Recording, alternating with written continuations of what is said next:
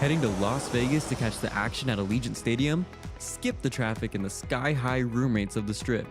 Book your stay at the South Point Hotel, Casino, and Spa. The South Point is located just 7 miles away from the stadium, and it's a quick trip up the freeway, making it an affordable rideshare or taxi ride. And don't worry about getting here when you land in Vegas. We offer a convenient airport shuttle to get your getaway off to a stress-free start. Shuttles are also available on Raider game days for a small fee.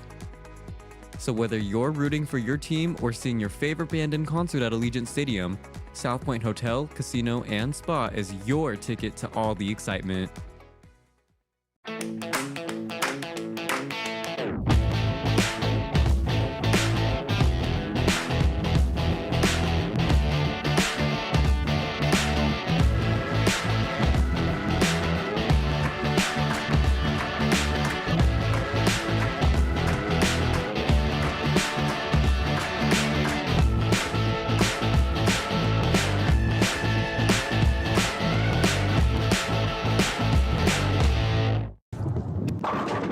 South Point Casino has plenty of attractions for the whole family.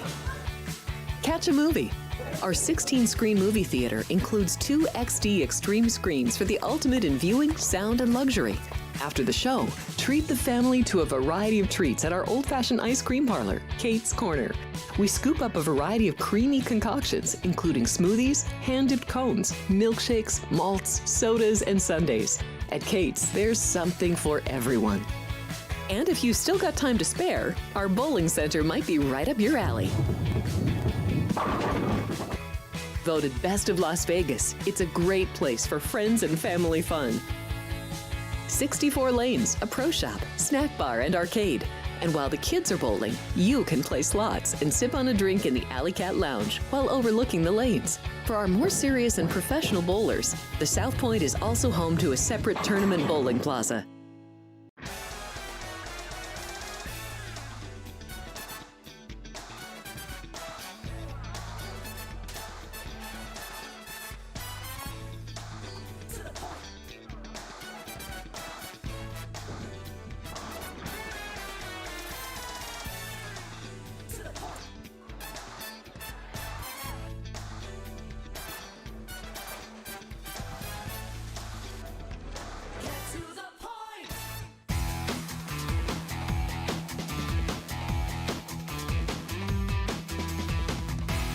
Here we go. Let's get right to it. A lot to get to today. We have our reaction from the college football playoff rankings. We'll get to that. We have our top 10 for the NFL. And of course, breakdowns of tonight's games and giving out best bets as we always do here on Sports by the Book. 5 days a week, we are live from the South Point Hotel and Casino.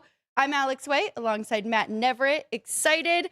A lot to get to. I love talking about the playoff committee and what they decide to do for college football. And then I love Wednesdays because we get to give our updated top 10 for NFL, and it'll be our first week getting yours. I'm in, baby.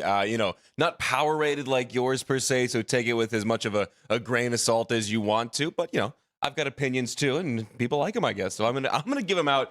No stranger to give my thoughts on the NFL. Well, and you know what? That kind of sets us up when we talk about college football, because something that committee is doing, I'm very interested in, because a lot of people have their reactions out there, and they don't really like what they're doing. But we'll get to that. Let's recap a little bit of yesterday. College basketball, we both liked Duke. We were afraid of that 11. Should have went with that one. Kentucky struggled from the field, and Michigan State got that one. So hardwood. Overall reaction from last night? I got burned on both of those. Yeah, we were scared of the wrong half. We were both on the Dukies in the first half. They didn't cover the first half, covered the full game number. I think the handicap was still correct when push came to shove. The handicap was the exact opposite in the Kentucky game for me. I thought they'd have the advantage on the boards. They just got dominated start to finish, and that's a very telling sign of kind of where they are as a program right now in a neutral site game like that.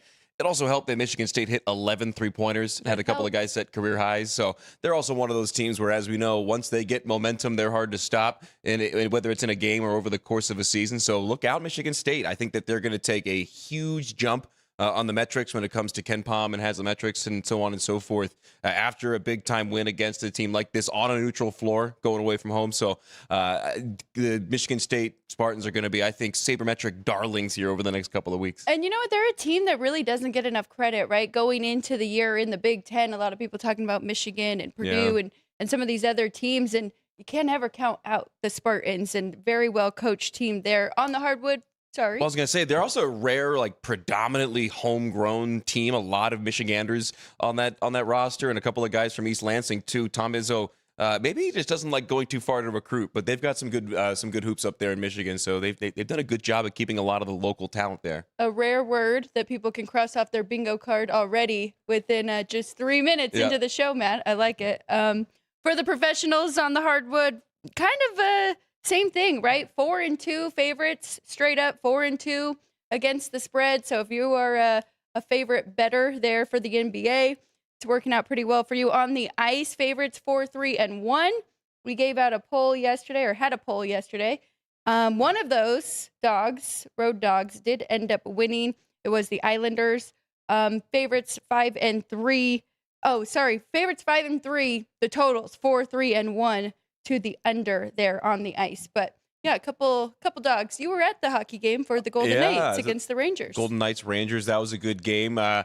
Pretty accurate handicap as well. The Rangers really good defensively, really struggling to score, and Artemi Panarin with the late goal and the 6-on-5 puck line bettors everywhere on the Golden Knights upset. It's one of those arenas that you go to where I would say per capita more people have action on games that at Golden Knights games than at any game I've ever been to, where anytime someone scores, even if it's somebody for the other team, my brother that I was with was all over Lafreniere he was first goal scorer, anytime goal scorer, so anytime he touched the puck, he quietly would turn to me and go, come on. So it's just a fun atmosphere at Golden Knights games anyway, but it's a fun atmosphere, like knowing and like thinking like, okay, that person is cheering for a reason. They probably have action. So when that late goal went in the 6-on-5 to ruin the puck line, which was almost 2-1 here at South Point. That was a good number on it. I remember checking before the game. There were a lot of people upset, even though the Golden Knights were still, gonna hold on and win that game. Ugh. Well, that's the thing with hockey, right? And if you do like favorites, I was pretty fortunate, I would say. Gave out a couple plus money bets yesterday. The Blackhawks did get there to win outright as a dog, and then the other two. So the Stars just lost that one outright. I don't mind that, but the Jets did cover the puck line plus 145 there. So if you like the favorite, which if you like the Knights yesterday, sprinkling a little bit on the money line, you got to do it, especially if you're getting almost 2-1, and that's an unfortunate bad beat. And I have said too, keep in mind as well, if you're in Vegas or you're going to come to Vegas and you want to bet on the Golden Knights, you're probably not going to get the best possible line because of all the inflated juice from the locals. Everybody's sitting at home with their app that owns a Vegas Golden Knights jersey is going to drive that line up. So maybe take a look at some outside markets if you're in Vegas and wanting to bet on the Golden Knights, because you're typically going to get a better number in some other markets for sure. And of course, you can check with my power ratings. I'll give you a very fair. I'm very objective when it comes to that, and I'm very careful. I almost am the opposite, trying not to upgrade them too much. I know a lot of bookmakers who kind of feel the same way, but you're kind of forced a lot of the times to try to generate that even action. So it's an interesting conundrum that bookmakers find themselves in here in Vegas trying to cap the Golden Knights. I would say good 4 games we got tonight. So we will get to that at the second half. We always do tonight's action second half of the show, and we also have Bruce Marshall's plays coming to you. He has been on fire. I got to check the standings because I know he's right up there. I didn't have a great week last week. I was right behind Chip, but I know Bruce Marshall's right there in the Review Journal college football contest. So he gives us plays every Wednesday. You're up there. Looking forward to that. How are you doing, by the way, in the Westgate one? Westgate, so I was tied for 17th last week, and I had a 3-4 week in that one. So I dropped down, but still, Chris Andrews and I are both about 30th, which is only like 5 games back. How many 2 entries more total? Weeks. 1,000. I was going to say, I knew it was a lot. Yeah. I had a buddy who wanted to get involved, and I was like, I don't know if with my schedule that I have the time to go in there, because he's located in Texas and wanted to get in on it. So you can do it on the app. Ooh. So just so you know, for next year. I have to call up John Murray and the boys. Because I convinced Chris. I said, Chris, you're so good at picking games every week, and you do it for everybody who watches Football Frenzy. You should jump in and take a shot. So we're both praying we can make a push, because top 10 do get some money. Nice. Very nice. Yes. So, I mean, even to your point, it's something to be pretty proud of because with 1,000 entries to be in the top 30 is pretty good. So we'll see how that continues. 2 more weeks in that one. And then of course, I have the Circa Invitational going, which is a little bit longer. Just 25 handicappers that Matt Humans invites into that How are you making contest. out in that one? I'm 7th right now in that one. Not bad at all. So they're starting to do the elimination. So 4 people already kicked out, and there'll just be 2 every week from here. So got to just stay above, right? And keep trying to make a push in that one, too. Little side note. Have you ever been a Survivor player? I try. I've never done Survivor. Now, I've, worked in the industry and been around it and worked in books long enough to where, I could generally pick a strategy, but, I don't think I have the forethought to plan that out. I've seen guys, some of the best in the industry that get the giant spreadsheets before the season, and they're mapping out, they know who they're going to take weeks 12 and 13. I know a couple of people that we've worked with here as well that literally, they know before the season starts who they're going to take in Survivor Week 14. I don't have that kind of, my brain just doesn't work that way. No, and I've never really gotten that into it, right? I'm just trying to survive in advance, and it doesn't always work out. And if you're jumping in the big ones, if you got a few entries, you're kind of putting all your chips in right away, going with the 3 entries on one team, and if they lose, you're out. Bold, but you have to have a few down at the end in order to hang around. But let's jump into college football. Looking at our 3rd college football playoff rankings here, and the projected 12-team playoff. What jumped out to you, Matt? Alabama dropped pretty far. Oklahoma, of course, beat them this past weekend and moved ahead of them. And now Tulane snuck in there, which if you look at the sports books, they actually have Northwestern as more of a favorite to represent the group of 5, which is our poll question today. So please jump in, everybody, and give us your opinion on that. But anything jump out to you? I mean, Alabama should have dropped. I also agree that they should stay in as an at-large for the time being. There's always going to be talk about that group of 5 spot. And, you had said yesterday, I forget if it was on or off the air, you were set on North Texas. And I said, keep an eye on Tulane. I don't know. Did you see what their coach said, by the way, today? No. When they asked him about, hey, you're in, and because they just got back into the top 25, he goes, I forget exactly how the quote went, but he basically said, there's a lot. He goes, he basically said they didn't even deserve to be ranked.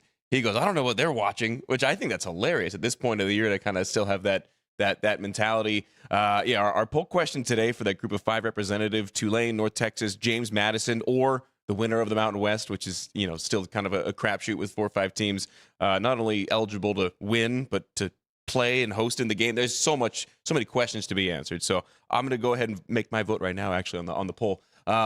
I was not surprised to see Tulane get that group of 5 spot with the way that they've been playing as of late and some of the big opponents that they've played against. And I'm just fine with the 1, 2, 3, 4. I mean, I might go Texas Tech or Oregon over Georgia for 4, but that's about it. Well, it's weird because they bumped Texas Tech up ahead of Ole Miss, which poor Ole Miss, and you were sticking up for them yesterday. I always do.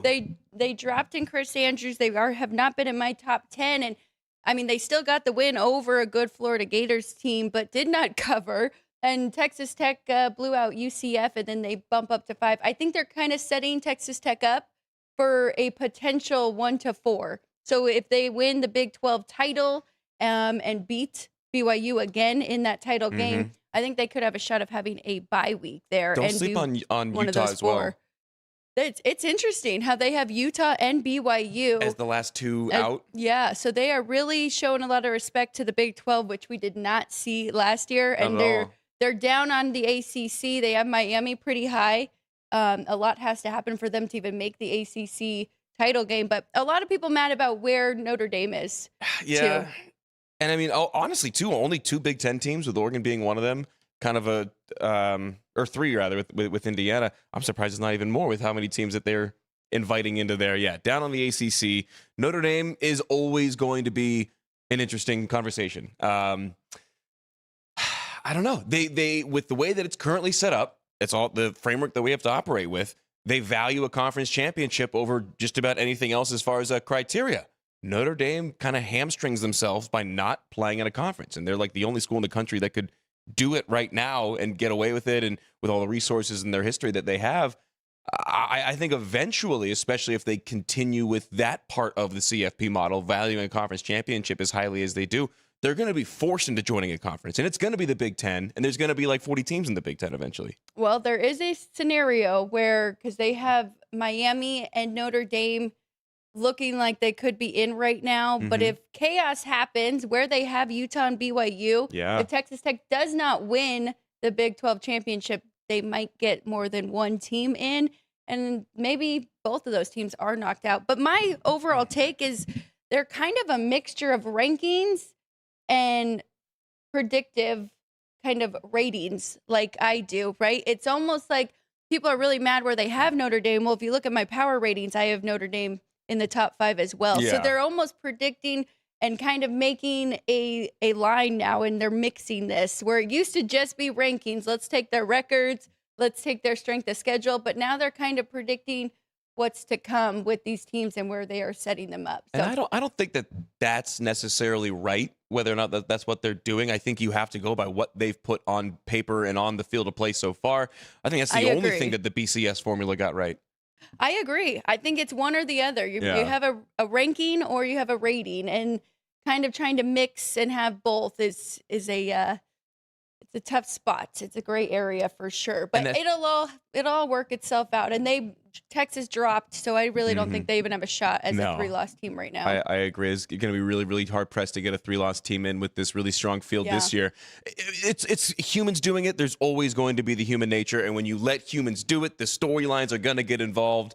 That's just the way that it is. Like when I'm prepping for the games that I call, I always, when I make my little sheets, I have the stats. I'm like basically hand typing stats in from one sheet to the other. And I have to tell myself, don't editorialize, just type the stat in. You'll do the editorializing later. It kind of plays into that same here. When you let the human element in, there's going to be some editorializing and some storylines that seep in no matter what. It makes a lot of sense. It really does. And we'll see, though. I really do think it'll all work itself out. Bama, I do think probably has the best argument that they should be ahead of Notre Dame. They have had one of the toughest schedules. They lost by 2 to Oklahoma, and really they outgained the Sooners in that one. So for them to drop 6 spots, I think that was a little aggressive there, but a little precipitous. I want the chaos in the Big 12, by the way. You do? I would love to see BYU, Utah, and I would love to see BYU and Utah find a way to win that conference just to see what would happen. Yeah. I'm not a fan of either one. I don't have any futures on either of them, but I would just love to see like the ultimate chaos. I think that's the beauty of growing up in Vegas with a UNLV program at the time that didn't really give you much to root for. And with how much I moved around, I never really grew up rooting for one college team a ton. So I've always loved chaos. I've always just rooted for like just whatever the craziest scenario is. Give me that as a very, very neutral third-party fan of college football.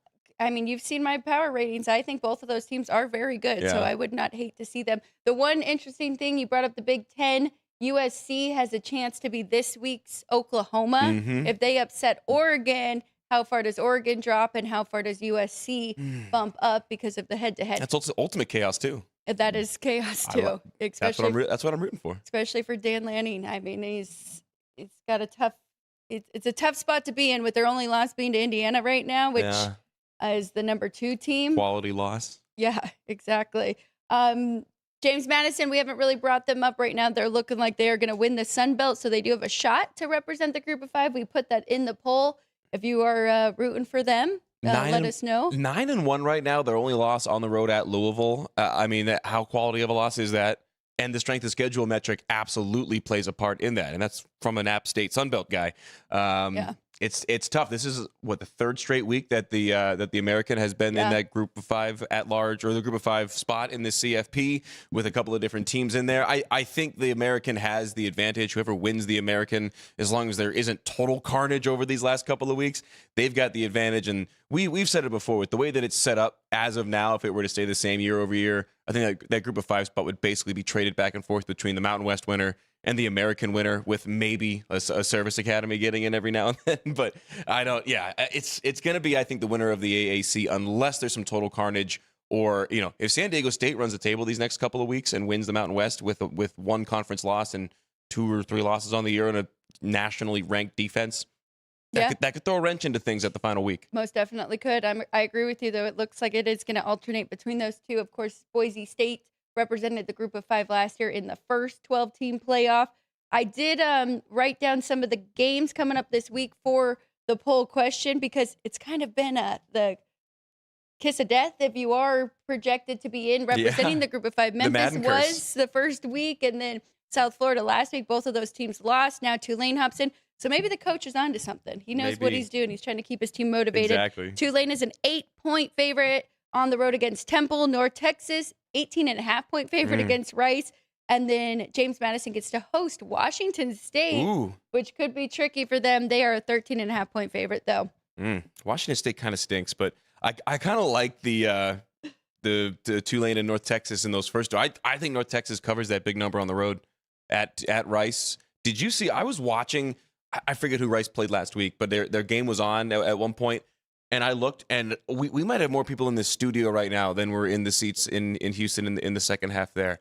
Abysmal attendance, and I would imagine it's senior day. We're getting down to the final 2 weeks of the year. You got a 50-50 shot for it to be their last home game, so you might have a little bit extra fanfare, but Rice has negative home field advantage. I would imagine it'd be a mostly mean green crowd coming down from Denton. Yeah, and I mean they have a lot to be excited about right now. You brought up San Diego State and their nationally ranked defense. North Texas is nationally ranked offensively. I mean, they've got a explosive, pretty good offense going on right now. So I mean, they're going to stretch this playoff out so much eventually that there's going to be a group of 5 play-in game. I think if that's where the trend that they're going down, you would have like they're trying to squeeze out the group of 5, and they try to do it by basically giving them the one spot in this year or in this current format. There's going to be like I bring that up because I would love to see a North Texas San Diego State play-in game almost just to see them match up. Let's go. Maybe a bowl game.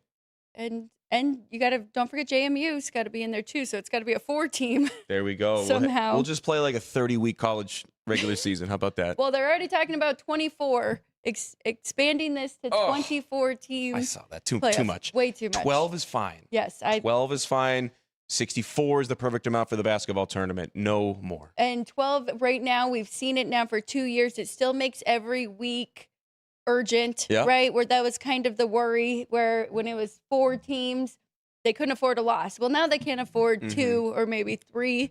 So every week is still really meaningful. And now they're playing tougher non-con, which kind of makes up for that. But one comment. Yeah, I was looking at this comment as well. Daryl in the chat says that he's not betting against James Madison or Oklahoma the rest of the college football season up until the CFP. I believe Daryl yesterday said that Oklahoma was playing like the Patriots right now. It's two of the hottest teams in all of the land in their respective leagues. So so he's going to stay with the hot hand and go with the Dukes and the Sooners the rest of the way. I think that's not a terrible strategy, regardless of team at this point. You can really buy into those storylines and the motivation factor, especially with these hot teams. It was Alabama early in the season, as just as blazing hot as hot can be. Now Oklahoma buoyed with confidence. They will have a home field advantage in some aspect at the end of the season. And James Madison is the best team in the Sun Belt by a long way. So yeah, we'll see. It's tough to go against those two teams right now, especially with the matchups that they have the rest of the way. See, that one hurts a little bit. Alabama was my best bet last week against Oklahoma, and the box score is pretty tough. I really think the Crimson Tide were the better team in that one, but we'll see. We'll see if Oklahoma can keep it going. They have a tough matchup this week, I believe, right? They are playing Mizzou. Sean, am I right? And it looks our resident Tiger fan. 8-point favorite, but it looks like Bo Pribula, the starting quarterback for Missouri, could be coming back. So that makes it very interesting for sure. Elijah Drinkwitz, head coach at Missouri, was the head coach at App State when I was there. Hey, he's got his name's being thrown out there. Might be moving. The hashtag for him was hashtag win with drink. That was the hashtag at App State. Hey, good reputation. He's done a really good job. I liked him a lot. He was always good in my dealings with him. Yeah. Let's move to the professionals on the gridiron. Let's go to NFL. We're excited because I'm going to give my top 10, little bit of movement, actually quite a bit of movement in my top 10 from last week. And we will get Matt's first ever top 10 rankings. So mine are number-based, adjusting every week. And I will say from 1 to 12, I've got about a 4.5-point difference. So it is very tight in the NFL. Well, Chris always says 100 is like his best. Mine's like 110. And so mine's just a little skewed. Well, that says more about you we're as moving up. more of an optimist, obviously, right? I think so. You give I think 110%. so. Lowest one, 94. So yeah, I'm Everyone's looking doing up great. more. I just hope everyone has just fun. Fantastic. I guess I can't get it out of my head. These are professionals. Yeah. I can't drop them too low. No. But the Titans and the Saints are You can pretty drop those low. two as low as you want. Yeah. I think it's the lowest I've had since doing these power ratings. All right, let's go ahead. I'm going to go 1 to 10 because 10 is very interesting to me, and it's actually a three-way tie at 10, which you don't like to hear, but you'll like to see who I put in the top 10 this week. Number 1 is the Los Angeles Rams. I can't believe I'm saying this, but I talked about the Rams and the Seahawks last week, both being top 10 in 4 metrics that I really like: points per game, yards per play, opponent points per game, and opponent yards per play. Those were the only 2 that were top 4 in all of them. Makes sense that the Rams bump up to number 1 with a big win over the Seahawks, even though if you're adjusting correctly and kind of putting in those turnovers, the Seahawks would be still right there with the Rams. Eagles, a big win. They jump up to number 2 over the Lions. Offensively, it doesn't look pretty, but they're finding ways to beat these over 500 teams, and Detroit was the next one in front of them. So Eagles move up to number 2 all the way. I believe they were on the right side of my board last week. Seahawks, number 3. They were already in the top 5. Chiefs were number 1. Them and the Lions were 1 and 2 the last 2 weeks, and they moved down to number 4 and number 5, both coming off of losses. Chiefs lose 2 in a row, 5-5 record. They might still be a little high, but we'll see how they move forward. Big game this week against the Colts. Oh, yeah. We'll learn a lot by them. Colts, number 6 for me this week. I still think they are a very good team offensively and defensively. We'll see if they can keep it up with Daniel Jones being there. Number 7, and this is very tight between these two. Actually, I have the exact same rating here. Baltimore Ravens and the Buffalo Bills tied at number 7 for me. Next coming up is the Denver Broncos. I told you last week, this is the toughest team for me to handicap. Have not moved out of my top 10, but have just moved all around. Love their defense. Have my question marks on the offensive side. And then tied at number 10 is the New England Patriots. First time making it up into my top 10. I think they have to be in this conversation, at least here, and we'll see if they move up even more. Tied with the Green Bay Packers, and the San Francisco 49ers had a nice bump coming off of that Cardinals win where they looked very impressive and getting healthy at the right time. So that is my top 10 going into week 12 here in the NFL. Interesting. And I mean, it's funny with having done the show enough with you where there's a lot of these things where we're in lockstep and we're kind of in the same boat. I'm actually glad that our top 10s are pretty different. I got a couple of teams that are not even listed in my top 10 that are pretty high in yours. Now, mine aren't, like I said, numbers based. I couldn't tell you how many points are between a couple of them, but a lot of it too is I feel like looking at yours compared to mine, which we'll show here in a second, I not discounted, but didn't put as much stock into what have you done lately for me in terms of like the Chiefs and the Ravens, who are actually both missing in mine. But I would probably put them at 11 and 12 right there with San Fran, like kind of right behind them. Mine are kind of more, I would say, full season when it comes to what we've seen. And I don't think I overreacted too far on Seattle. I dropped them a little bit. Well, I'll just say one thing for mine. You got to imagine, I don't even know the records of these teams, right? It is a power rating. Every player has a power rating, and it's their combined power rating, and then how they've done against the spread. Yeah. So records aside, but if yours is a ranking, then you should use records mine and is where more they are ranking standings and everything. Mine's definitely more ranking than rating. That's kind of where our brains differ. Yours is extremely analytical, and I'm here for vibes. Here we go. Ready? Top 10. I'm interested to hear about what you think about some of these because I'm with you on number 1, the Rams, and I don't know why it pains you to say it. I'm surprised I didn't put the Patriots one. No, the Rams are the best team in the NFL as of right now. Matt Stafford, your favorite for MVP, having probably his best season as a professional in his 40s. I think it was last 5 games, I believe it was. He's thrown 22 touchdowns since his last interception. His best touchdown to interception ratio. That defense is legit. They're top 6, I believe, in EPA and rush offense, rush defense, pass defense, special teams. Like they're one of the best and most well-rounded teams with enough star power. And I think the juice to get Puka Nacua healthy and keep them healthy come playoff time, they're going to be really dangerous. Saw an article yesterday. They've been running a lot of 13 personnel with 3 tight ends. So we've seen Puka's usage be limited. They've started to run the ball really well. And, of course, Matthew Stafford's always going to keep him in it. I got the Patriots second. I probably have them in the top 5 regardless, even if they weren't going for their 9th straight win this weekend. And I think going to just absolutely dominate over Cincinnati. And I got the Eagles third, and I actually, if the Patriots weren't on that crazy win streak, would probably have them first or second. The Eagles are not necessarily at the same point this year that they were last year, but they're with their defense and the way that defense is played, I think they're as dangerous a team as there is in the NFL. That Rams-Eagles NFL or NFC playoff matchup, whether it's in the early round or in the championship, is going to be something to behold. I got the Broncos fourth. I think with their defense, and I think with the questions they answered with that win last week over Kansas City, having biggest win in the maybe last 10 years for the Broncos, something like that. I don't think that's overselling it with how much that game meant in the context of the division. And we'll talk division odds here in a minute because you've been big on the Broncos all year, so I'm actually surprised you don't have them higher. I've got the Colts buoyed with confidence into the top 5. They are a really interesting team to handicap at this point. A lot of it relying on Jonathan Taylor. And, when it comes to a potential conference championship and a futures bet on the Super Bowl, I don't know if that bodes well come playoff time when you got a bell cow running back and a decent defense and a quarterback who really hasn't been there. But with right now, you can't argue with what they've put out there on paper. So I got the Colts 5. I got the Bills 6, and they've got some questions to answer over the next couple of weeks. I probably bit of an overreaction dropping the Seahawks all the way down to 7 because they did really beat the Rams on paper, but the 5 turnovers were questionable.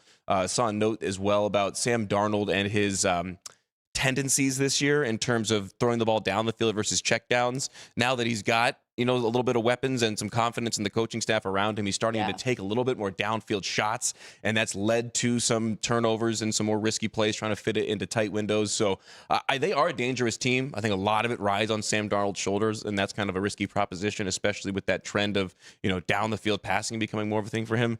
We'll see. I think the Lions are a team that could fly up here quickly. If they win these next couple of games convincingly, I could easily slot them into my top 5.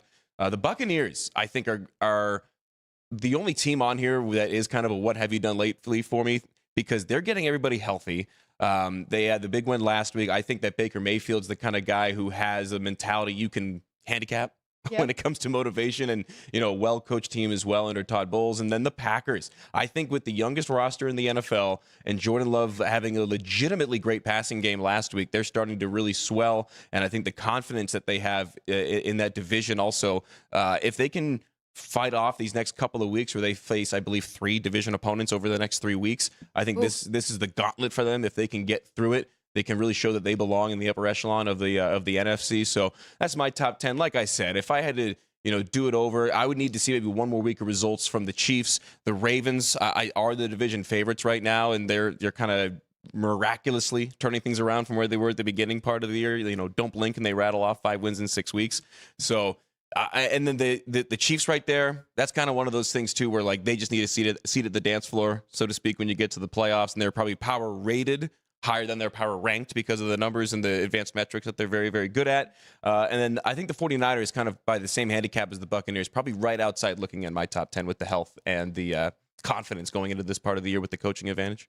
I like it. I mean, I like all of those teams. I was very high on Tampa Bay going into the year. Thought they had a shot to actually win the 1 seed in the NFC because their schedule looked pretty favorable. But now you're right, getting healthy. So I will have to add some of that back in here. And that goes for the Green Bay Packers, too. Kind of brought them down because of their injuries on the offensive side. But I do think that is a very good team, a lot of talent, both sides of the football. And let me pose you this question. Let me set this up. So Dean Hill in the chat says, why does Vegas still have Kansas City higher than Denver in the odds to win the Super Bowl? That's a good transition to the futures that we wanted to talk about. But first, I want to ask you, because I saw Chris Andrews last night going back and forth on social media with somebody, or he said he watched Get Up yesterday on ESPN, and they were talking about how in what world are the Colts not favored by a long shot over the Chiefs this week? And he said it's the perfect kind of example of the split between, sports books handicapping a game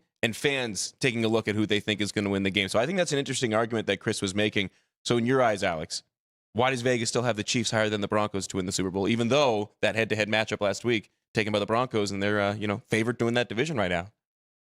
It's a tough question right now. I guess just going week by week and kind of adjusting their numbers. I just haven't gotten the Broncos their power rating quite that high. Looking at the Chiefs, because I went back to look at their games and make sure that I wasn't too high on them. But 22-9 win at New York against the Giants. It's not crazy, but they did beat the Ravens 37-20, and that was the game Lamar Jackson actually got hurt. So they were almost at full strength there. Defensively, they were not. They still had some injuries there. They lost by 3 to the Jags, beat the Raiders, shut up the Raiders. Commanders, they were an injured team, but one-score game, they lost against the Bills and the Broncos. So I think just the firepower that team has, and this was for a short bit, it was looking like one of Patrick Mahomes' best offenses that he's had in a while. But now the tables have turned. Last year they won all those one-score games. This year they're losing all of them.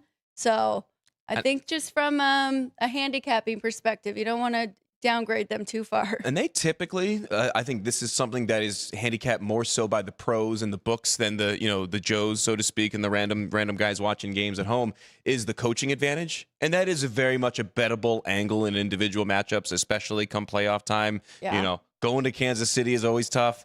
They're going to have the coaching advantage on defense against just about anybody with the way that Steve Spagnuolo runs things, and Andy Reid's going to have the head coaching advantage over just about 80% of the league. So that is a very much a handicappable angle out of that, at least in my experience, is more so factored in by the books than the average show. 100%. And Chris Andrews even said it last week against the NFC West matchup where with the Rams and the Seahawks, he said, if this was the playoffs, I'm taking the Rams. Yeah. I'm taking Sean McVay, but it's not. It's the regular season. I'm taking the 3.5 with the Seahawks. And they kept it close enough. It's a different ball game entirely. Let me ask you this, too. Just taking a look at the low number on the Patriots at 14-1.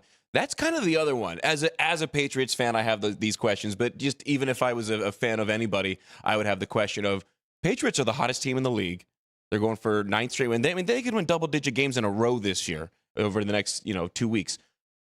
The books, I don't even want to say haven't adjusted yet, but they still have the Patriots as outside looking in when there's a very, very real chance that they're going to be the 1 seed in the AFC.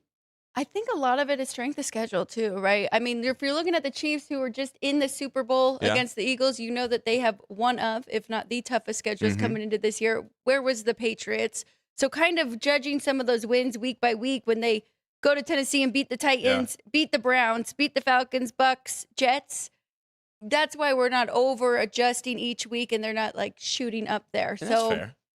I've always said it's always funny too with the strength of schedule argument for a college team, especially on the gridiron versus the NFL, because I've said in the NFL, and this year I get to say it a lot because I'm a Patriots guy, like you can only play who's in front of you. You don't get to make your own schedule. The league sets your schedule. Yada, yada. You can only win the games that are out there in front of you. In college, you got a little bit more control, especially in the non-conference. You get Alabama playing Mercer in week 11 more years than not. So that's one thing. But in the NFL, all you can do is play who's in front of you, and it's dictated by your division, those matchups, and then the schedule the year beforehand. So it's really like a 3-year back thing, the reason why they have this schedule this year. So granted, it has been an easy schedule, but you can only play the teams that are on the schedule in front of you. It's not their fault that the Jets are going to jet and the Dolphins are inept right now.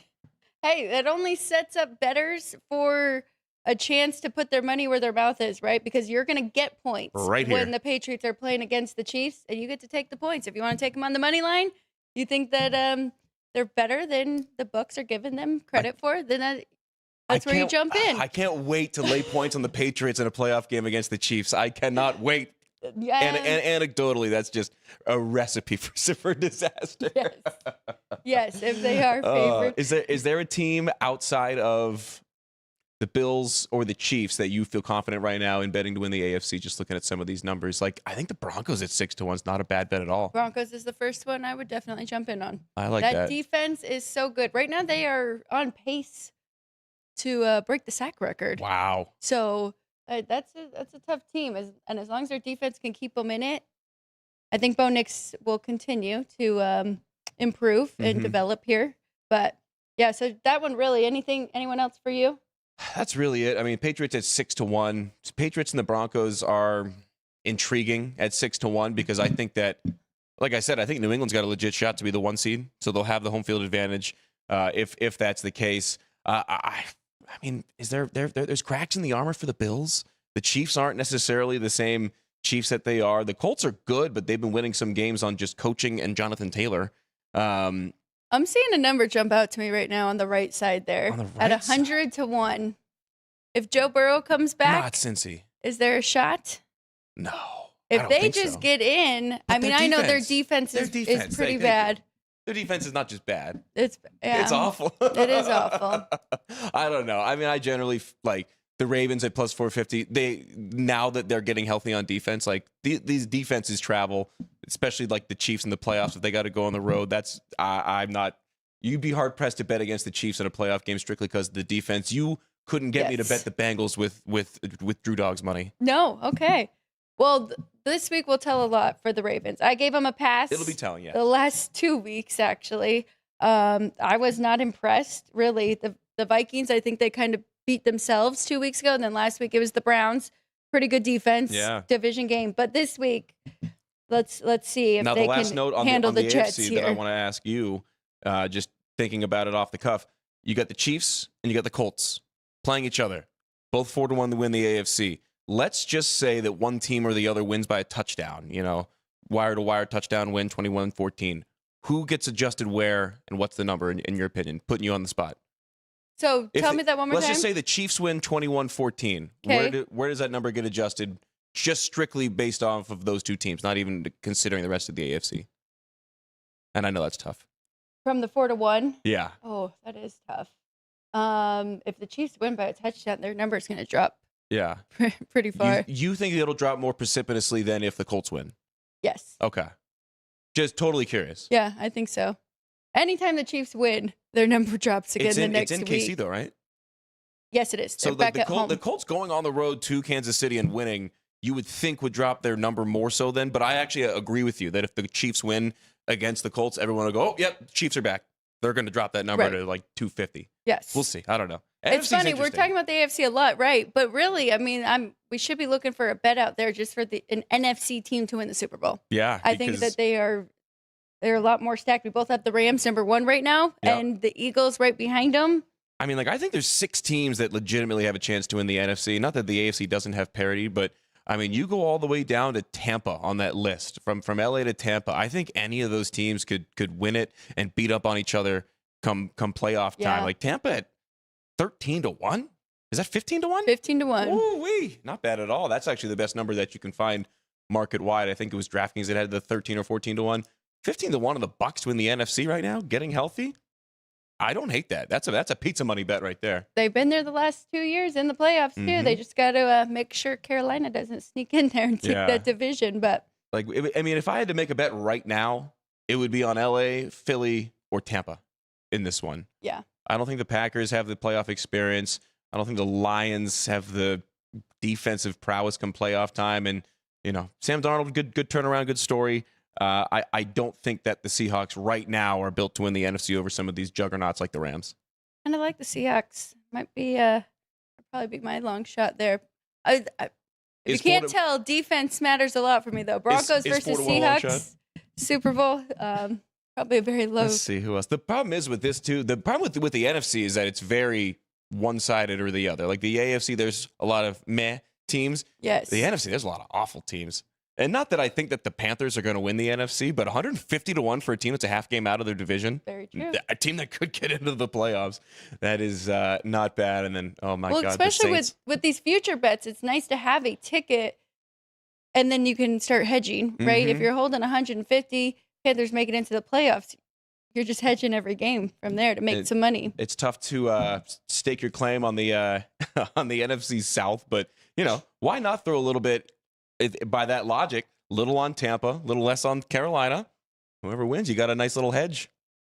What about futures award market? Anything jump out to you? It's looking like Stafford kind of jumped ahead of Drake May for MVP. Yeah, but you brought it up.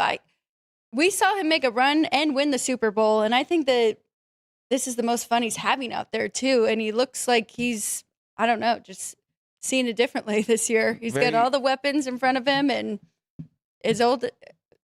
Even at this age, he's still playing his best football. It's a very free style that Matthew Stafford has been playing. I think that's really the one thing that you can say is that, I think it's one of those things like you had said, it looks like he's having fun. And normally that's not a big angle for me because these guys are professionals. This is their job. They're the best on the planet at what they do. It's better when they have fun. Everything's better when you're having fun. But for Matt Stafford, it just kind of looks like he's having fun. Yeah, for a guy that you aren't really used to seeing a whole lot of personality from him out there, right? He's very serious and kind of it's his job, right? And now he is kind of just playing a little free. And good for him. He's one of my favorites for a guy who's never played for a team that I've liked or anything like that. But I've always liked Matthew Stafford. I think rightfully usurping Drake May as the MVP favorite at the moment.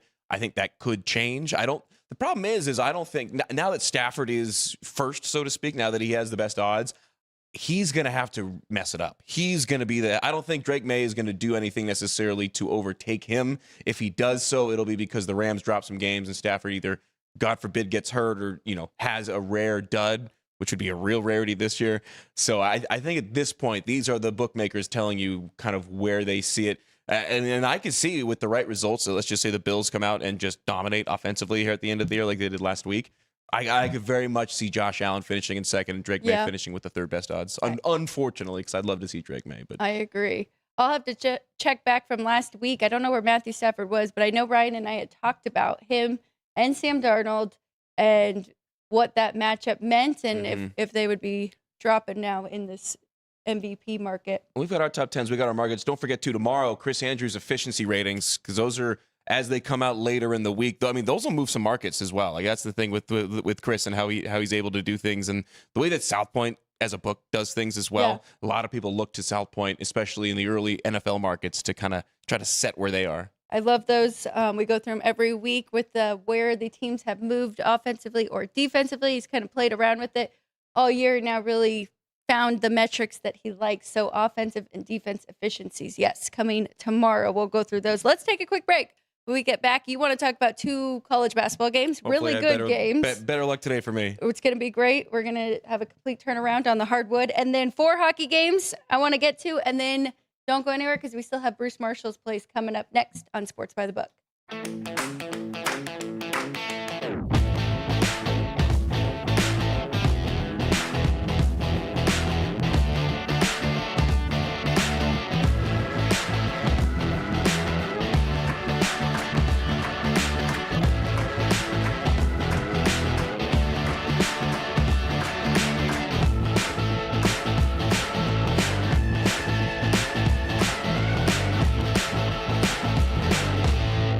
Looking to bet smarter? Get sports betting insight and winning picks straight from the South Point Hotel and Casino. I think we're going to get goals from both sides here. Give me over 5.5. That is also one of my favorite plays of the weekend is the Colts -3 on the road. So you're getting plus 130 here. I mean, how can you go against Tusky? Exactly. Join Sports by the Book Monday through Friday at 10 a.m. Pacific and bet your winning edge.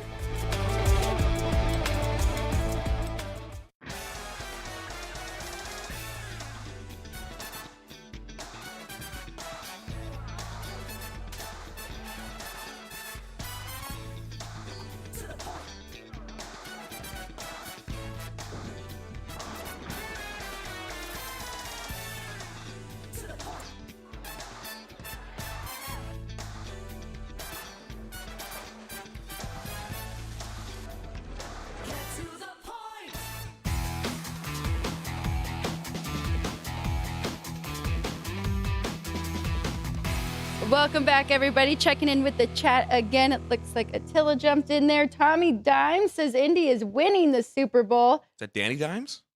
Maybe it's Danny Dimes' brother. It's his cousin, yeah. Tommy Dimes jumping in here. Nick was disappointed. Neither of us had the Raiders in their top 10. We're disappointed in the Raiders, so the feeling goes both ways. Yes. Saw a breakdown video of their O-line from the Dallas game. Did you see that? I saw it was like a teenager. Yes. But he was amazing. He was fantastic. I thought the same played thing. offensive line in high school or at a pretty high level because some of the terms and concepts he was bringing up, I'm like, yeah, this sounds like I'm at a UNLV practice. offensive line throwing him around. Yeah, like that could add some really good points and some really like advanced stuff that he was bringing up. I was very impressed. I'm glad to hear that you were too. Yeah. So that was not the best video to see, though, if you are a Raiders fan or just want them to be good here in Vegas. But let's go to some games tonight. Quickly, we do have 2 more MACtion games. Miami, Ohio at Buffalo. They are a favorite on the road, even though they will be without their starting quarterback, DeQuan Finn. He did step away from the program, preparing for the NFL now. So that'll be interesting. And that line has moved drastically because with that news, they opened as the underdog and now they have been bet to the favorite. They have played a couple games without him. We don't have any plays on this, but I just want people to have the information in case they are going to make this bet. But definitely the better defense of the two, right, Matt, between Miami, Ohio, and Buffalo. And they've been tested this year. Yeah, and I've got, like we during the break, we're like, how much MACtion do we want to talk? Do we want to talk to DeQuan Finn? I could go in on the state of college sports right now and the way that the relationship with the NFL works. But the handicap on this, I've seen Miami, Ohio play this year against UNLV. When DeQuan Finn left with a neck injury in the first half, Harry Hessen, the backup, came in and was atrocious. So that's the handicap for me is, obviously he's had time to have a week or two and some action to get in. But I would not play Miami, Ohio if it were me. And I'm not going to give out a play in this game, but DeQuan Finn was the engine that was the motor for that offense. So that's a stay away of all stayaways for me after seeing Miami, Ohio in person. Pretty crazy, though, because he kept them in the game, but then also helped UNLV come back and win the game. Yeah, right, he with kept some him in the game turnovers. because they got a Miami, Ohio returned a kickoff and a pick six in like 3 plays. Okay, so it was special teams and defense. He came in and they were up 14 points. Okay, so that's it really for that game. The other one on the board is Central Michigan and Kent State. Central Michigan kind of running an option there. They're a 9-point favorite here at the South Point, total 50. Ooh, and that's way up from the opening number. And Kent State is much improved since last year, but still, I just think they're going to be a tough offense for Kent State to try to defend. Flashes. So I think that number is correct. I think that's about right. 50. That because it opened 47. So if you want to fade the public, don't hate that. Never a bad idea to generally play unders in the back, but well, except for yesterday too, that one did end up going over. Only when it starts snowing. Yeah. Legitimately, it's not cold enough yet. Although, hey, it is cold enough in Vegas where it's sweater weather for both Alex and I. That's right. Sweater Finally. It's the end of November. This was not November. coordinated, by the way. This was organic as it gets. We'll coordinate tomorrow. Very rainy here in Vegas yesterday. It's gross. So, yeah, we were both just thinking ahead. What could happen for the rest of the week? Yeah. Let's go to the hardwood here. College basketball, a couple really good games. Arizona taking on UConn, and you have an angle for us for this one and Alabama and Illinois. So let's start off with the Huskies, 6.5-point favorite over the Wildcats, total 155. Much improved Wildcats so far to start the year. What are you thinking in this one, though? I've seen this Arizona team in person when they opened the season here in Vegas at T-Mobile, and I was incredibly impressed with Koa Pete. And in an event that featured A.J. DeBansta, Koa Pete was the best player on the floor in that game, even though those two didn't match up against each other. And this is a really good non-conference matchup in a non-neutral site. This is in stores, number 4 at number 3, and this is going to be one of the games that we reflect back on in March. Yes. And we're going to say, hey, how good is a number 1 seeded UConn versus a number 2 seeded Arizona? Oh, yeah, they played back in November in Connecticut. I like Arizona on the road in this matchup. Koa Pete, like I said, is a dominant force and is probably going to be a one and done there after a phenomenal start to his true freshman year in the line, starting to swing the other way with UConn swinging at a point. It would open 5.5, now up to 6.5. Total of 156. I mean, I would lean over. I would lean Arizona. I'm not going to have a play on this one. I think Arizona may be the better team. Okay. I don't know. It's tough at this point of the year.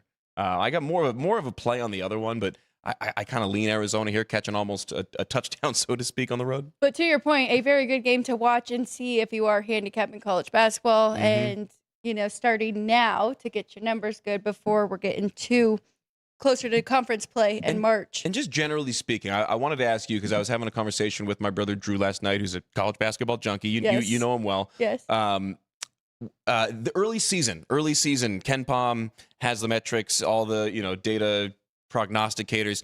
How much stock do you put into a lot of the early season Ken Pom rankings because it's so tough for a team like, Kansas, let's just say.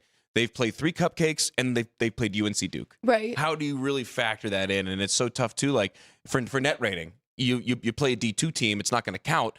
Has to count for something. You're putting tape on out there for a game that matters in the regular season for your standings. Just ask some of these teams losing some bye games. How do you personally kind of adjust these early season numbers? Like by the time you get to February, March, I almost treat Ken Pom like gospel. But right now, it's so hard. I think Ken Pom is pretty accurate. They are really good, especially with the adjusted efficiency rate and kind of taking that into account each competition that they are playing. So a combination of that and my dad's. And then before we get to conference, I like to gather my own numbers and then start keeping track. But I do think that it's really good. You can be trusted. I think tempo is the one that I put. If there's a category that I'm going to put the most stock into early season in Ken Pom, it's tempo because they are who we thought they were. That's at this point in college basketball, your team's going to roll them out, and by 3 or 4 games, you know exactly who they are. And I'm big on Haslametrics as well. That's the one that you need more data on because they try to predict field goal percentages, rates of shots from the inside versus the outside. It's more of a predictive measure than kind of what has been already put out there like Ken Pom is. And I love comparing the two when it gets later on in the season. But right now it's tough to kind of compare and contrast those two. Oh, this past Saturday, BYU and Connecticut played semi-home on neutral. Where was that? BYU, that wasn't Boston, was it? It was Boston because Drew was there. My brother Drew was there working it. Okay. At the Garden. Very good. So really, Huskies have not had to go very far from home, and now they're back at home here. So that might be interesting to take a look at when they have their first road game in Kansas. Yeah. It's something I do like to keep an eye on. That'll be a barn burner. But for tonight, leaning towards the points there with Arizona, I cannot fault you. I think that's the way to go. How about the next matchup here? Alabama. We know this team likes to play fast. Are they at home or is this neutral? It's at the United Center. It is at the Chicago, United. So neutral-ish. Okay. Illinois pretty much. Like Georgia. It's like Georgia football playing a neutral site game at Mercedes-Benz. It's a home-ish game for Illinois. Okay. So they are a 3-point dog here, though. Bama is the favorite. Yep. No, Bama's catching points. Bama's catching points. When we took the air and I wrote my whiteboard pick down, Bama was catching 3.5. That's how I know that. They're still catching. Well, not 3.5, but they are catching 3. Yeah. So and this one maybe you like this dog too? I love this dog. Okay. I'm big on Alabama. These teams playing really competitive schedules in the early part of the year benefit themselves greatly later on. Alabama playing, it's their 3rd of 4 straight quad 1 games. They just lost to Purdue. Yes. But the numbers kind of tell you a little bit about that game. Purdue, one of the best offensive rebounding teams in the country. And Purdue rebounded half of their own misses, which is an insane number. I know like a lot of coaches want to. I know Josh Pastner with UNLV. If they rebound 35% of their own misses, he's psyched. Yeah. So half. You don't ever see a team rebound half of their own misses. And Purdue likes to shoot from inside. They don't miss much. They have a high field goal percentage. So to grab half of their own misses really sealed the deal in that game for Alabama before it even started. So if the Tide are able to turn the tide, so to speak, and do a much better job on the defensive glass, it's been 6 days since that last game against Purdue. And I give the coaching advantage here to Nate Oates, my cousin Vinny, as John Rothstein calls him, with 6 days of practice and some really good tape coming off of a game against the number 1 team in the country in Purdue. I think just anecdotally, I really like the Crimson Tide, who had that just embarrassing performance on the boards against the Boilermakers. And Mirakovic, who's the highest scorer for Illinois, has been limited in his only hard games. Like he had the 2020 game against Colgate, and he's getting all the love for that as he should. But he has had a really tough time against non-quad 4 teams. He's been held to 11 points and 4 rebounds in the only game that they played against the non-quad 4 team. That was against Texas Tech, who isn't anything crazy, so to speak. And he only averaged, I'm looking at his numbers from his European club right now, where he played last year, 8 points, 5 rebounds. So he's not a big scorer. So if you're playing props, I think Mirakovic under is going to be an interesting one. I see a line at one book at 16.5. I like that because they're going to try to shut him down too as well defensively. 16.5. Yeah, looking at his average last year, I do like that under for sure. I'm torn right here because I love the bounce back spot for Alabama. You're right, 6 days to prepare. You know, I'm a big revenge, and I know Alabama won pretty convincingly last year, 100-87 in the early non-con game. So that kind of has me on both sides here. I like under in general too. Okay. I think under in this one, it's two high-paced offenses, but I think that they're both going to try to slow it down. I mean, Alabama's the 11th highest pace in the country, which, like I said earlier, is the one Ken Pom metric that I really would put stock in at this point. So they're fast. They slowed it down against Purdue. They took the least shots of any game this year that they've taken, and Illinois has shifted it down, so to speak, as well against Texas Tech in their only non-cupcake game. So we've seen both of these teams slow it down a bit in games against quality opponents. So I think that under is in play very much so. I love the Tide. I will probably get in on the money line. I'm going to lay 3.5 here, or catch 3.5 rather on our whiteboard picks coming up. Little tease there, but I'm going to probably be on Bama money line.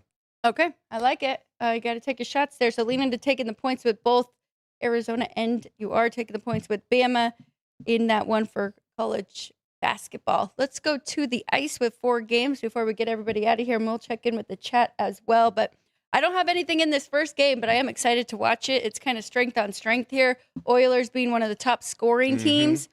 Capitals struggling to score so far to start the year, tied for 24th in goals per game, but they are 3rd in goals against, and that is because Logan Thompson is having another outstanding year, 1.85 goals against average and a .925 save percentage. So strength on strength, like I mentioned. I don't have anything in that one, but I am looking forward to it. A total of 6. Yeah, Capitals laying the 115. This one on TNT. The nightcap on TNT is a good one as well. Hurricanes Wild. That's tough. Hurricanes on the road have been pretty good. Laying almost 150, if not more than 150. Or it's way up now, 165. My God. Tough to lay that much on the road in Minnesota. So this one's funny because we actually have 2 backup goalies, but both backups are playing so well right now that I still like the under here with these 2. It's almost like their team is stepping up in front of them, which does make sense for their style of play. Definitely. Minnesota tied for 26 right now in goals per game, tied for 15th. So better on that side. It's Carolina that we got to worry about with the scoring, tied for 2nd. Okay. 3.63 goals per game. But yeah, both goalies playing really good with Kochekov. And I'm going to mess up the other one. I think it's Yolstedt. But apologies to the Yolstedt family. 926 save percentage and a 924. So I'll take under 6 in that one for sure. And I remember you've said this all year, and I believe you said it yesterday or the other day talking about the Bruins looking at that late night matchup in Anaheim against the Ducks. Anytime you can get the hook on their total, it's usually a good bet to go under. Is that's still the kind of the way that you're thinking with that one set at 6.5? Ooh, that is a play for me. I mean, I've got it 6 under. If I was setting a number out there, it's juiced way as a to the under here at 6.5. So yeah, I do like that under 6.5. Yeah, it's 6. Yeah, 6.5 still. I see that. That's interesting. So the other one, Flames Sabres, also at 6. You got 3 lines of 6 and a 6.5. Grand Salami at 24.5 with 3 unders. You would like that a little bit under. I do. It's even money here at South Point. Okay, very good. Even money for the under. Even money under 24.5 on the Grand Salami. Now we've been keeping track. The last 2 nights had few more unders than overs. Last couple of nights, but favorites. But I haven't checked to see the Grand Salami, so a couple of those games could have been high scoring. And with only 4 games, it'll be easier to track for someone like me. It'll be pretty easy to track. Set it and forget it like a crock pot. So 2 unders for sure, and I'm going to throw one in. Throw one more. Did I fade Calgary last night? They're on a back-to-back. I think Yes, I did, right? Might not be a bad fade having to go all the way out to Buffalo tonight as well. I like it. Buffalo, they're playing okay. They've won 2 in a row coming into this one, 1-1 at home. I know they have the better goalie going. Ukko-Pekka Luukkonen has played very well for them. So you get that one right. That one's easy. You hear that one more often. You know why? Because there's a clip of him saying it. That helps. It does By the way, a lot. let me just say as a quick aside, from looking at like sports teams' websites and their rosters, the ones that have the little button where you click it and it has the player saying their own name make broadcasters' lives so much easier than trying to guess the phonetic spelling when they write it out. I'd rather hear a guy say it. Now, the problem is, too, with some of these athletes, you stick a mic in their face and they don't know, they forget how to talk. So you say your name. Say your name. So you got to enunciate a little bit, but we're getting there. I love it when websites and guys do that. How do you pronounce Scooble's first name? Tarek. Yes. They had his mom. That's forget what any media relations or anybody says. You want to find out how to pronounce someone's names. you go to mom. Yes, absolutely. Tarek Skubal. It drives me crazy how many people call him Tariq. Because I found him actually saying it. Yeah. And you must have Tariq heard the it from Freak. his mom. So, yeah. I think that's... I mean, we got UNLV Hawaii coming up Friday on the Gridiron. You want to... I mean, I'm also just in the mode of names and phonetics because I'm getting ready for that one. Very good luck to you Although on that this one. year, I will say, UNLV's roster, or Hawaii's roster, beg your pardon, this year is not as many crazy Samoan names. UNLV's got a tandem of linebackers, Kamwela Ka'aihua and Blessing Alawalu Tuiolamotu. Those might be harder than any of the names on Hawaii. Friday night, that's a huge game for both of these teams. Yeah. So if you are in Vegas, you got to show up. 7 o'clock. It's probably going to be pretty even. It's gonna be fan-wise. It's gonna be packed too. I'm excited. A lot of Hawaii support. And crazy thing is, their quarterback went to Bishop Gorman. Yep, Micah Alahado, the lefty, the gunslinger. He's about my height, which is, if you ever met me, not that tall. So I'll be interested to see how UNLV attacks him. But that's an interesting one. I think the craziest name, just thinking about it on Hawaii's roster, is Lester Laisene Lagafuaina. But otherwise, not too bad. Yeah. I've had worse. So one tough one on Hawaii, a I've couple had tough worse. ones. We got some of UNLV. Bruce Marshall's plays as well, if we want to get to those Let's go. before. Yes, thank you. I almost would have We forgot. got one on the hardwood for tonight, if you want me to get into that one. He's on Villanova tonight, and I love that he sends these in with his little emojis as well. They're adorable. 677, 678. He's on Villanova at LaSalle. It's a battle of Philly-based teams and the Philly Five or whatever they call that matchup between all the Philadelphia teams. St. Joe's one of them, coming to Thomas and Mack tomorrow to play UNLV basketball. Yes.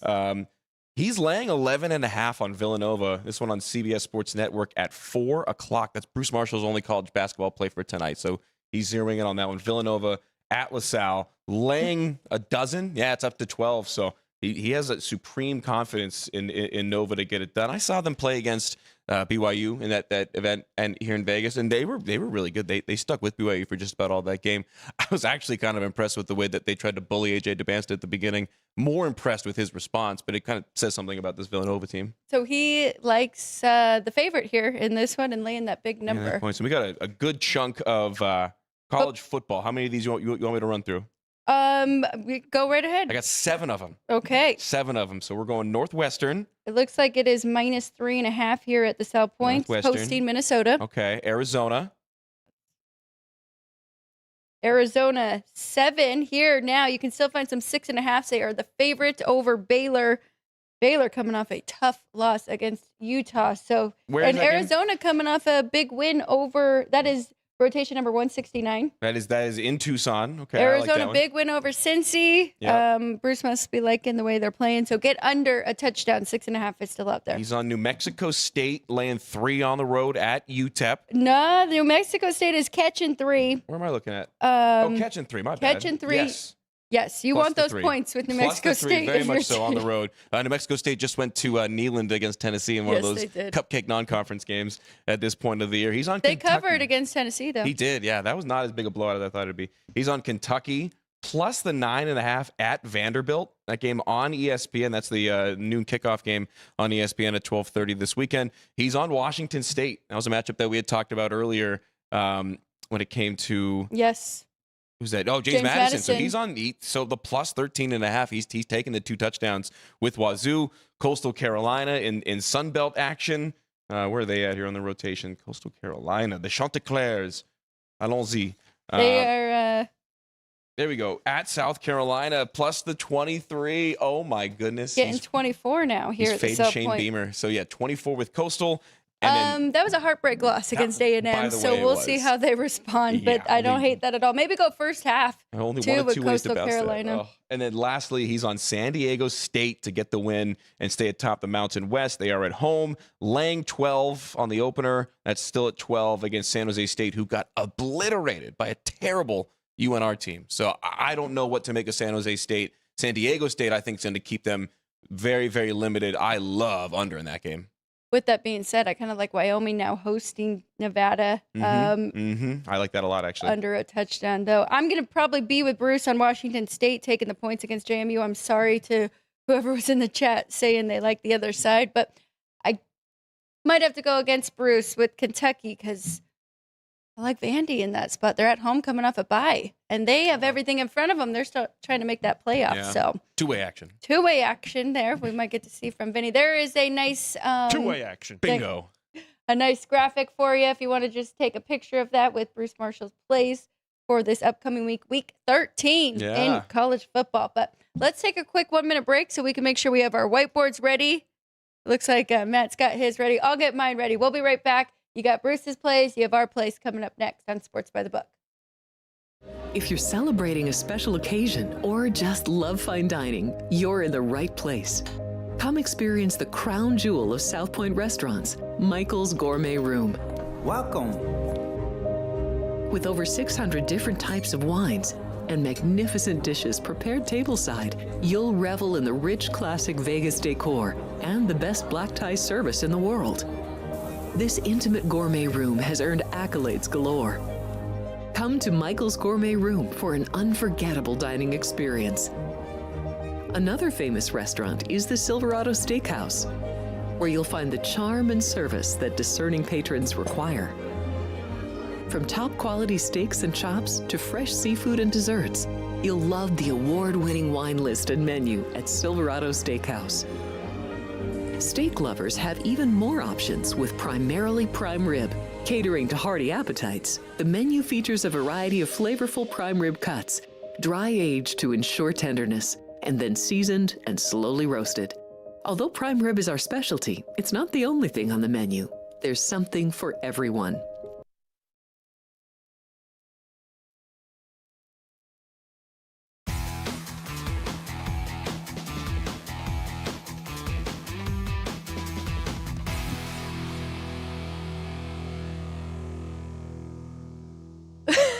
Welcome back, everybody. It's a good-looking burger. What was that? Yeah, where's that from? I'm sure you could find that somewhere here at the South Point Shake Shack or something. But wanted to remind everybody 3 great shows that happened here.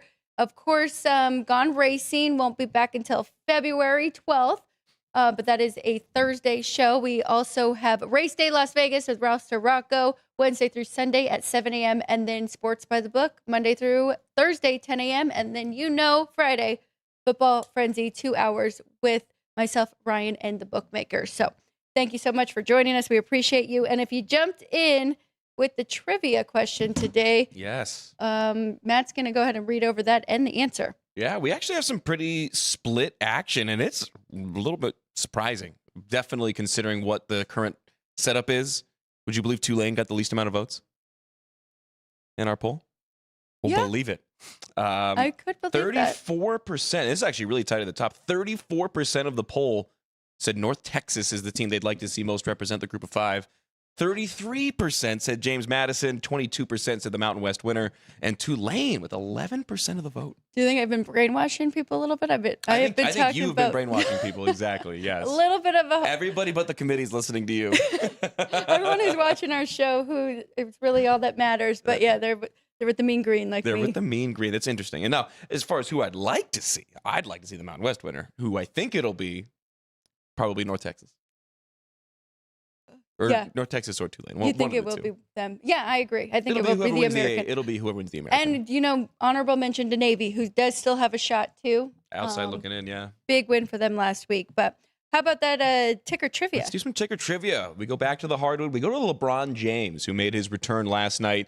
And I remember seeing his stat line, 11 points in 30 minutes, no big deal. 12 assists in his return as he takes it easy. So LeBron James, on this day, 2019, 6 short years ago, became the first NBA player to achieve a triple-double against all 30 present-day NBA teams. Since then, there have been 2 other NBA players, both currently active, who have matched this feat. One of them I would have gotten very easily, Russell Westbrook, the walking triple-double.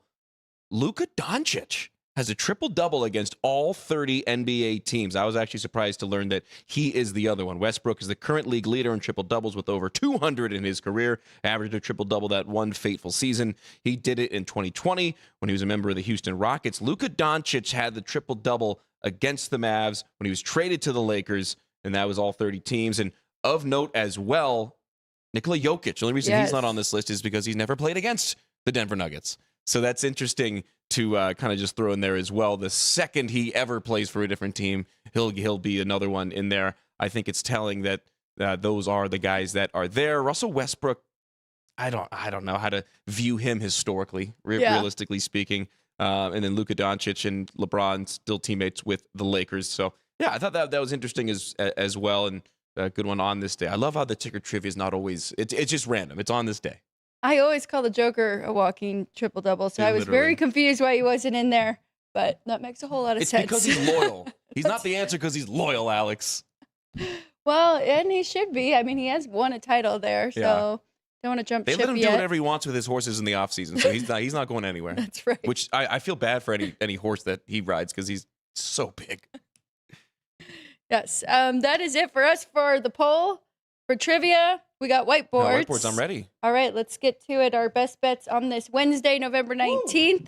I made you go first yesterday. I'll go ahead and jump in with 3 hockey plays on my board. I'm going with the Sabres, kind of fading the Flames on a back-to-back night, -150. Probably will play a little bit of that puck line. Better goalie in net here for Buffalo. Canes and Wilds, I'm going under the 6. Don't let it scare you. 2 backup goalies. They've both been playing very good. Bruins and Ducks. Matt pointed this out to me. I made it 6. It's 6.5. I'm going to jump in on that one with that extra half a goal there. The Ducks very good offensively, but I will say Jeremy Swayman, one of the best goalies in the league, so I think he can slow down their offense in this one. And definitely not an official play for you, but you like the Grand Salami under with 24.5 in 4 games. I need to make that an official play. That's in. Grand Salami, baby. Always a good day when you get the Alex White Grand Salami pick. I just have the one play tonight on the hardwood. Get the angle. I never do the angle right. That's why you're a pro. Only one play in the hardwood tonight. Mentioned Alabama. It was 3.5 when we took the air. It's down to 3 now, so hop on if you're going to join the bandwagon. I think 6 days of practice against or coming off of a matchup, an embarrassing game against Purdue on the glass. I think they dominate in a semi-neutral site in Chicago. Alabama won that matchup last year. I think that Nate Oates is too good of a coach to let that same thing happen again on the boards. And then I'm going to pitch this same teaser. And these are the updated numbers as of right this second. I still actually like all of these. You get the 6-point tease. You get New England down to a point. You get Green Bay down to a pick 'em. And you get Atlanta up to 8.5 against the Saints. I still think the angle with Kirk Cousins having an entire week to prepare against a just atrocious Saints team that isn't trying to win games. I think Atlanta keeps it close. They've lost 5 straight, but their last 3 losses have all been by 1 possession. So they've been able to keep it close. I don't think they get blown out by the Saints team. I don't think anybody gets blown out by the Saints team. So I would take just about the entire league. I would take the Raiders at +8.5 on a tease against the Saints in New Orleans. And that tells you more about the Saints than you need to know about anybody else. Yeah, that's a pretty good way to put it into perspective there. Yeah, I guess. You're right. I need to go through my football and add some on my whiteboard tomorrow, too. I like that Matt has already given us some both yesterday and today, so make sure and go back and watch those. Also, if you missed it, we already gave out Bruce Marshall's plays, so go back and watch this full episode. Tomorrow, we will break down the Bills and the Texans game. Thursday Night Football will also have Dwayne Colucci on the show with us for the first half hour, looking ahead to Week 12 in the NFL and maybe talk a little college football with him. So you don't want to miss that.